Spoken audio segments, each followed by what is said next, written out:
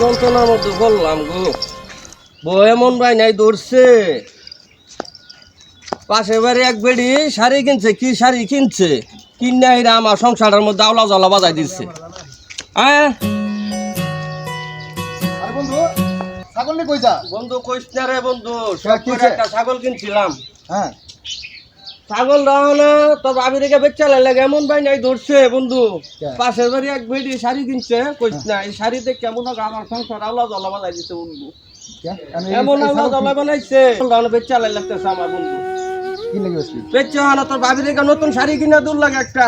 High রে আল্লাহ রে, মার্কেটে গেছি লিপস্টিক রেখে গেছিলাম 500 টাকা লয়ে গেছিলাম, একটা লিপস্টিকের দাম হচ্ছে 600 টাকা বন্ধু। কইস না এই জ্বালায় আর বড় তা হইলাম না।